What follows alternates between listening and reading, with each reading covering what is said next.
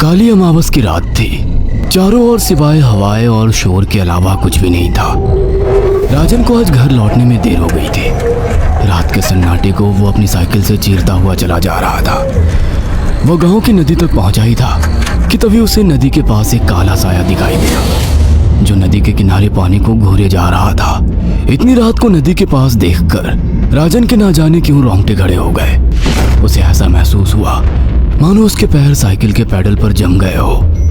राजन कपकपाते हुए होठों से बोला, कौन है वहां पर? राजन ने इतना बोला ही था कि अचानक वो साया बिजली की रफ्तार से दौड़ता हुआ राजन के नजदीक आ गया। राजन की नजर जैसे ही उस साये पर पड़ी, उसके हलक से एक भयानक चीख निकल गई। इस घटना के 1 महीने बाद अर्जुन का सारा ध्यान ड्राइविंग पर था। उसकी पत्नी शिखा कार में ड्राइविंग सीट के बगल में बैठी हुई एक मैगजीन पढ़ रही थी। शिखा ने मैगजीन रखकर अर्जुन की ओर देखकर कहा, और कितनी दूर रह गया है तुम्हारा गांव अर्जुन? बस थोड़ी दूर रह गया है, आधे घंटे में हम पहुंच जाएंगे। तुम्हारे चेहरे पर इतनी टेंशन क्यों है? टेंशन क्यों नहीं होगी शिखा, मैंने अपनी माँ को बगैर बताए तुमसे लंदन में शादी जो कर ली। पता नहीं माँ तुम्हें देखकर कैसे रिएक्ट करेगी। डोंट वरी अर्जुन, मुझ पर भरोसा रखो। तुम्हारी माँ को मनाने की जिम्मेदारी मेरी है। आई होप शिखा ऐसा ही हो। यकीन मानो अगर ऐसा हुआ ना तो मेरे ऊपर से एक बहुत बड़ा बोझ उतर जाएगा। अब मुस्कुरा भी दो यार। अच्छा, तुम बता रहे थे कि गांव में तुम्हारी बहुत बड़ी हवेली बनी हुई है, कुछ बताओ ना अपनी हवेली के बारे में। अरे 15 मिनट में हम वैसे भी पहुंचने वाले हैं, तुम खुद देख लेना। कुछ ही देर में अर्जुन अपने गांव वीरपुर अपनी हवेली में खड़ा हुआ था। अर्जुन की माँ अर्चना देवी अर्जुन के स्वागत के लिए हवेली के बाहर खड़ी हुई थी। अर्जुन ने दौड़कर अपनी माँ के पैर छुए और डरते हुए बोला, ये शिखा है माँ, मेरी पत्नी। हम दोनों ने लंदन में शादी कर ली। अर्जुन की बात सुनकर अर्चना देवी मुस्कुराकर बोली, कोई बात नहीं बेटा, एक ना एक दिन तो तुझे शादी करनी ही थी। इतना बोलकर अर्चना ने अपनी बहू को गले लगा लिया और वो अंदर आने का इशारा करती हुई वहां से चली गई। अर्जुन को अपनी माँ का ये बिहेवियर देखकर बहुत ज्यादा हैरत हुई। उसे उसकी माँ इस बार बहुत बदली हुई सी लगी। अर्जुन पूरे 10 साल बाद लंदन से आया था। अर्जुन उन्हीं ख्यालों में खोया हुआ था कि उसके कानों में उसकी पत्नी शिखा की आवाज टकराई। अब क्या बाहर ही खड़े रहने का इरादा है क्या? अंदर नहीं चलोगे? कौन से ख्यालों में गुम हो गए? मुझे लगा था माँ को मेरी शादी के बारे में जानकर बुरा लगेगा, मगर माँ को तो जैसे कोई फर्क ही नहीं पड़ा। अजीब आदमी हो, ये तो अच्छी बात है। मुझे मेहनत करने की जरूरत ही नहीं पड़ी। चलो अब अंदर भी चलो। अर्जुन और शिखा अंदर की ओर चले गए। अर्जुन ने देखा कि उसकी हवेली में सन्नाटा पसरा हुआ था। उसे याद था कि उसकी हवेली में बहुत सारे नौकर चाकर हुआ करते थे। डाइनिंग टेबल पर डिनर के दौरान अर्जुन अपनी माँ से जो बोला वो सुन उसकी पत्नी शिखा और रहस्यमय अंदाज में मुस्कुराकर लगातार देखे जा रही थी। माँ, हवेली के सारे नौकर कहाँ गए? मैंने सबको छुट्टी दे दी बेटा। लेकिन क्यों माँ, तुम्हें तो काम करने में बहुत ज्यादा तकलीफ होती होगी। नहीं बेटा, मुझे कोई तकलीफ नहीं होती। कुछ वक्त से मुझे सुकून और सन्नाटा अच्छा लगता है। अर्जुन इससे पहले अपनी माँ से कुछ कहता कि उसकी माँ ने उसे बोलने से रोक दिया। अर्जुन चुपचाप खाना खाने लगा। खाने के बाद अर्जुन और शिखा बेडरूम में चले गए। अर्जुन बेड पर सोच में लेटा हुआ था कि अचानक शिखा अर्जुन से लिपट गई और वासना का तूफान अपने चरम पर पहुंच गया था। अचानक शिखा को दरवाजे पर 2 लाल लाल आंखें दिखाई दिए। उसे ऐसा लगा जैसे कि कोई उसे देख रहा हो। शिखा ने तुरंत बेड से उठकर अपने कपड़े पहन लिए। क्या हुआ शिखा? अर्जुन, मुझे ऐसा लगा जैसे कोई हम दोनों को देख रहा हो। पागल हो गई हो क्या?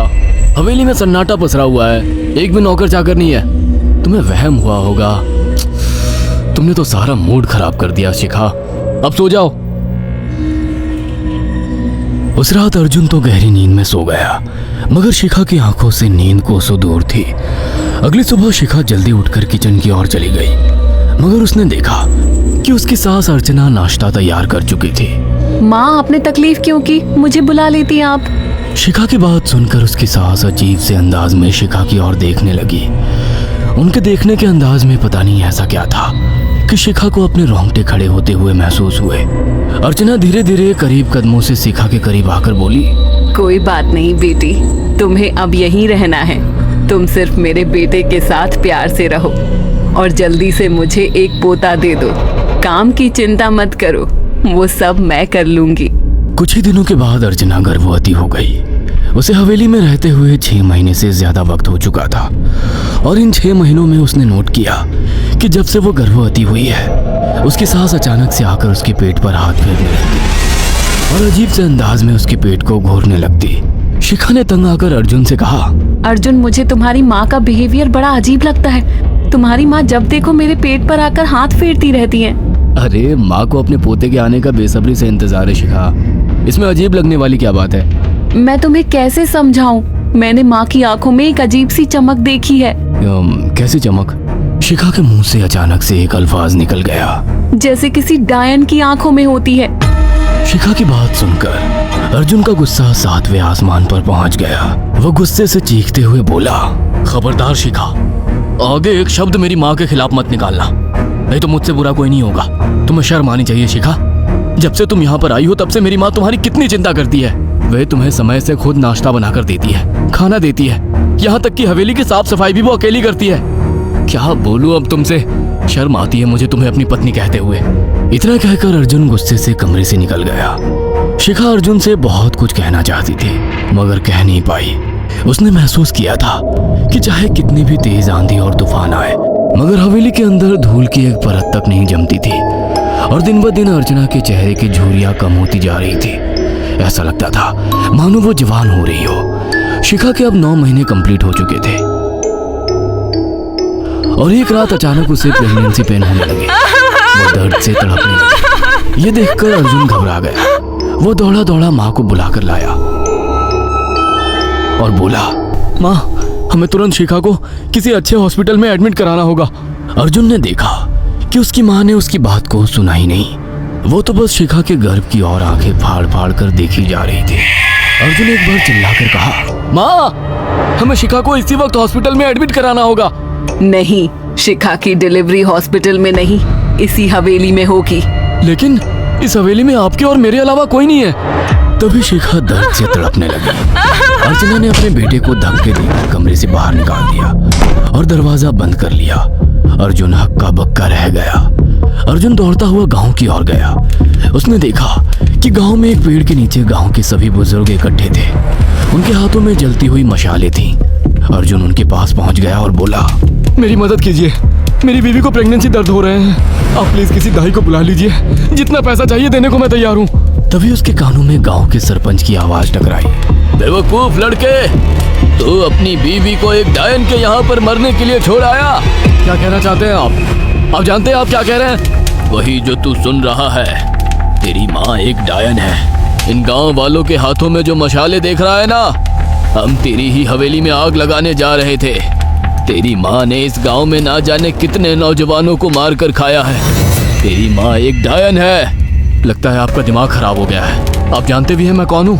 हाँ, मैं जानता हूँ। तू ठाकुर धीरेन्द्र प्रताप का बेटा है। तेरे पिता को शक हो गया था कि तेरी माँ एक डायन है, इसीलिए उन्होंने तुझे हमेशा उससे दूर रखा। पहले तेरी माँ ने तेरे पिता को मारा और धीरे धीरे करके वह हवेली के सारे नौकरों को मार कर खा गई और फिर गांव वालों को भी मारने लगी। और अब तो तेरे होने वाले बच्चे को खाएगी, क्योंकि डायन को नवजात शिशु का मांस खाना बहुत पसंद होता है। अगर मेरी बात पर यकीन नहीं है तो चलकर मेरे साथ तू खुद अपनी आंखों से देख ले।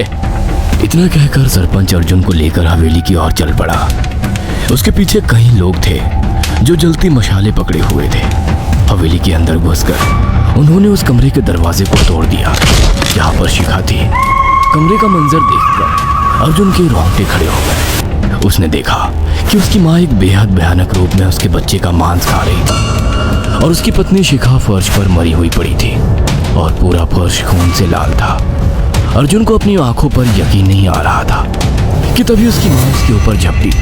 सरपंच ने चीखकर कहा, अरे इस डायन को आग लगा दो, जिंदा जला दो इसे और साथ ही साथ इस हवेली को भी। सभी लोगों ने जलती हुई मशाले डायन के ऊपर फेंक दी। देखते ही देखते डायन दर्द से चीखने और चिल्लाने लगी और कुछ ही देर में वो जलकर राख हो गई। हवेली में आग लगते ही सभी लोग अर्जुन को खींचकर बाहर ले आए। अगले दिन अर्जुन अपनी पत्नी की यादें साथ लेकर आंखों में आंसू लिए दोबारा लंदन वापस चला गया।